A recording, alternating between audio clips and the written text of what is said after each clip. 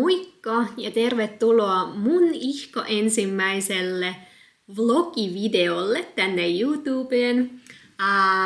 Mä oon miettinyt itse asiassa monta vuotta jo, että olisi kiva tehdä videoita. Kamerakin on ollut jo vuoden tuolla laatikossa ja nyt tuli vihdoin semmonen hetki, että nyt olisi hyvä aika aloittaa.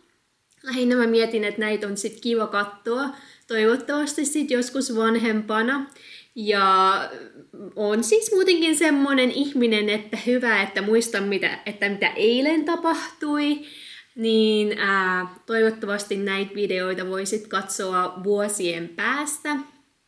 Ja miksi mä laitan näitä YouTubeen enkä tee vaan itselle, niin mä nautin tosi paljon siitä, että saan seurata muiden ulkosuomalaisten arkea YouTuben kautta ja sitten myös ystäville ja perheelle, että ne näkee vähän konkreettisemmin, että mitä täällä päin maailmaa tapahtuu.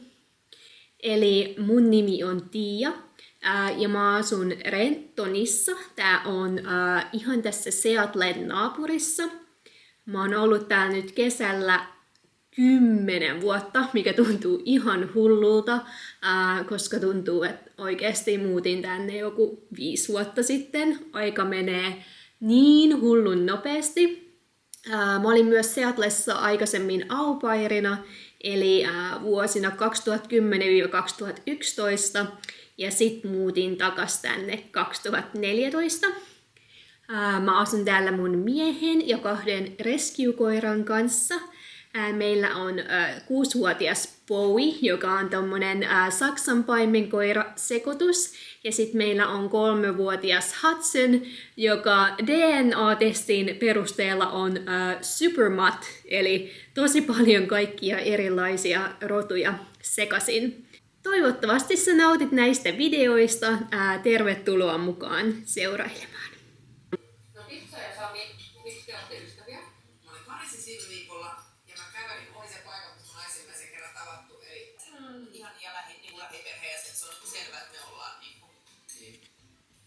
Ipsan syytä on se, että esimerkiksi että mulla on kalliita vaatteita, koska hän on avannut sen hanan.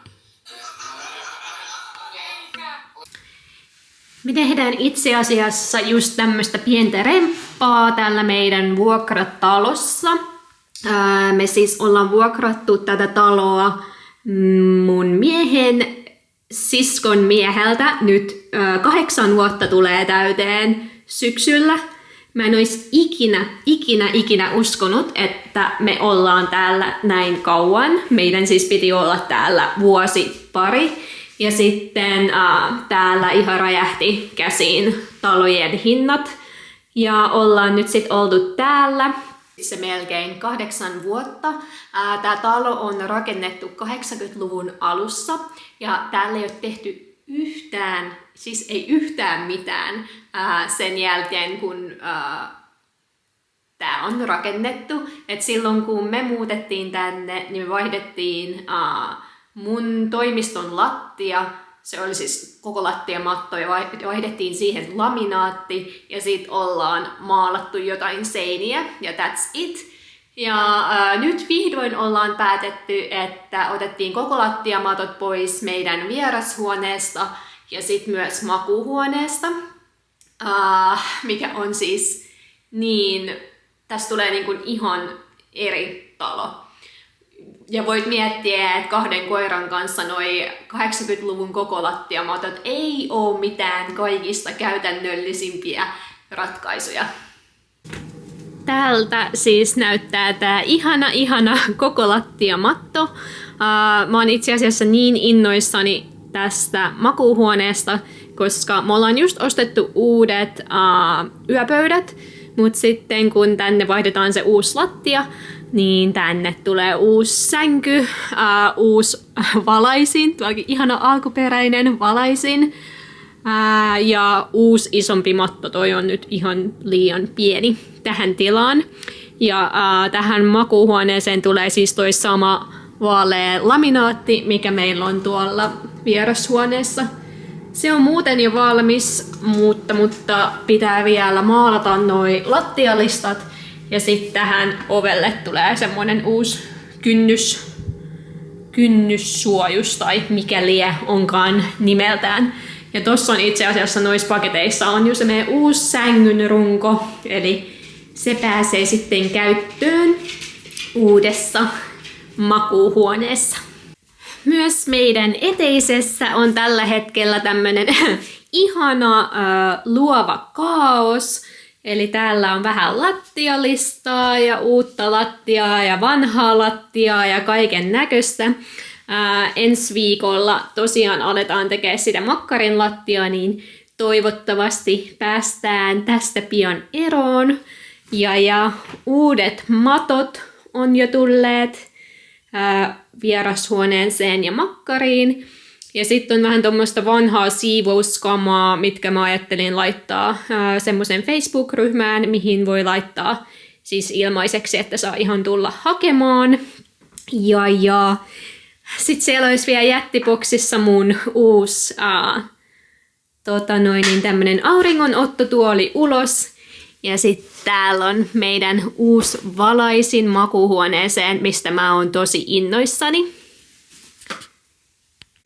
Yksi juttu, mistä mä oon kyllä tosi kiitollinen tässä talossa, vaikkei tästä yleisesti kauheasti tykkääkään, on se, että tässä on oikeasti tämmönen iso eteinen.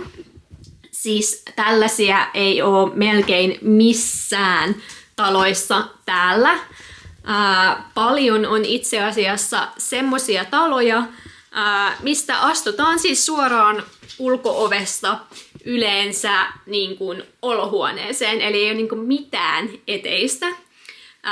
Ennen kuin me muutettiin tähän taloon, me käytiin itse asiassa katsoa yhtä semmoista vuokrataloa Algai Beachiltä, mikä on ihan yksi mun lempialue täällä Seatlessa. Ja se on siis noin 1-2 korttelia rannasta. Ja kun sä astuit sisään, niin sä astuit suoraan valkoiselle koko lattiamatolle, mikä oli siis suoraan olohuoneeseen. Sillä että mikä järki?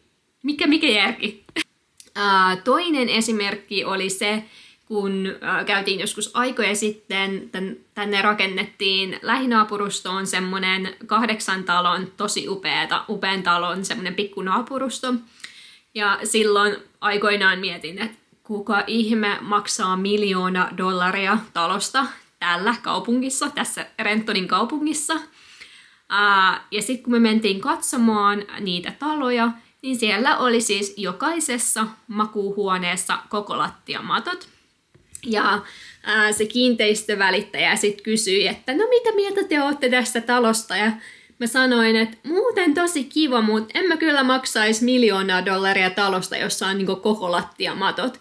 Et kyllä mä haluaisin sitten jotain parkettia tai jotain niinku hyvälaatuista lattiaa. Ja se on täällä siis vaan niin yleistä ja ilmeisesti ihmiset sitten pitävät siitä, kun se on lämmintä ja mukavaa jalkojen alla. Ja varmaan ne uudet lattiamatot onkin niinku helpompi pitää puhtaana ja näin kuin nämä täällä meidän talossa olevat. Toinen hauska juttu on se, että se oli siis, kuinkahan monta vuotta? On siitä nyt ainakin 5-6 vuotta varmaan, kun ne talot rakennettiin. Ja mä olin sillä, että kukaan ei ikinä maksa $1 miljoonaa talosta täällä. Ja täällähän on siis niin järkyttävästi noussut talojen hinnat viimeisen 10 vuoden aikana, että nyt niiden talojen arvo on noin vaan 1,5 miljoonaa dollaria. Eli täällä Seattlen alueella on lähtenyt niin kuin ihan käsistä noi talojen hinnat viime vuosina. Hintojen nousu on myös varmasti yksi syy, miksi me ollaan pysytty tässä meidän vuokrakämpässä niin kauan. Meillä on niin hyvä diili, kun ollaan sukulaisella vuokralla, niin on niin kuin järkevämpää nyt pysyä tässä, kun sitten ostaa omaa. Täytyy katsoa, että mihin suuntaan toi talous lähtee. Totta kai olisi ihanaa, varsinkin just kun asuu näin pitkällä kaikista ystävistä ja perheestä Ja sitten kun koti on itselle kumminkin ollut aina niin tärkeä ja tykkään sisustamisesta ja arkkitehtuurista ja kaikesta tämmöisestä, niin olisi ihanaa, että olisi semmoinen koti, mistä viihtyy, mutta ehkä me tässä 8 vuoden jälkeen sitten aletaan pikkuhiljaa tekemään tästä edes vähän enemmän meidän näköistä, vaikka eihän tähän nyt ole mitään järkeä laittaa mitään niin kuin isoja rahoja, koska tämä ei ole meidän oma koti, mutta tommoset lattiavaihdoksetkin tekee niin kuin ihan mielettömän eron. Mä oon kyllä innoissani siitä, että saadaan vähän fressattua tätä taloa.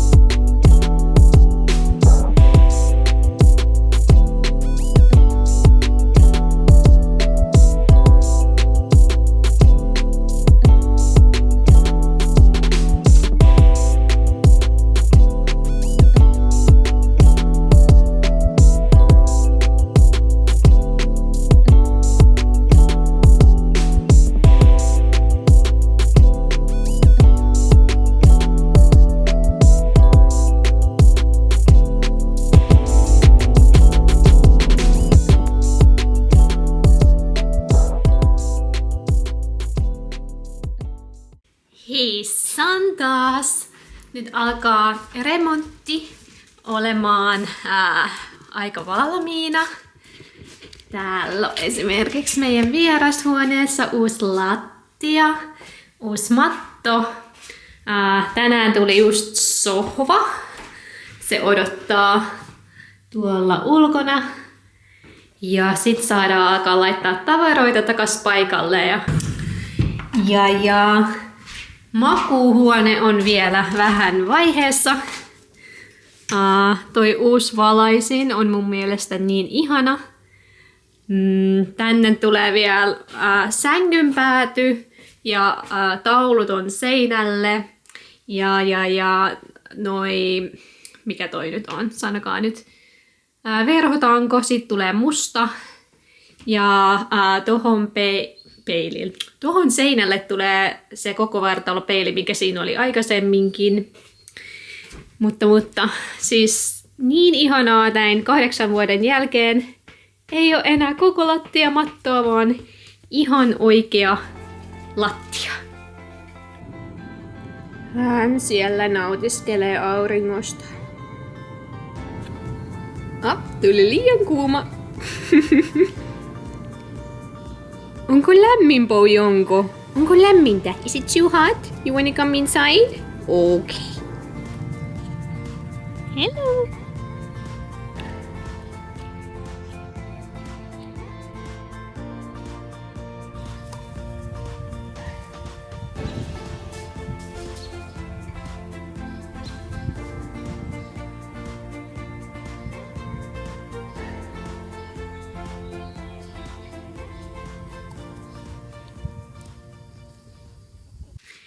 Hei taas! Kuvaamiseen tuli pieni tauko, muutaman viikonkin tauko. Ihanat Pori-ystäväni päättivät yllättää mut ja tuli pari viikkoa sitten tänne meille viikoksi kyläilemään. He oli siis suunnitellut tätä viime elokuusta lähtien mun aviomiehen kanssa ja tulivat sitten aamun 4 oven taakse koputtelemaan, mikä oli siis maailman ihanin yllätys. Oli niin ihana viikko, mutta se meni myös tosi ihan liian nopeasti. Ja mä ensin mietin silloin, että mä olisin kuvaillut kaikkea, mutta sitten jotenkin tämä koko kamera unohtui ja halusi olla siinä. Oli niin ainutlaatuinen se viikko, että siinä halusi olla kuitenkin sit niin läsnä, että musta tuntuu, että jos mulla olisi ollut tämä kamera kädessä, niin mä olisin oikeasti missannut puolet niistä asioista, mitä tapahtui. Ja by the way, musta tuntuu, että mä näytän siltä, että mulla ei ole vaatteita päällä, niin on bikinit päällä.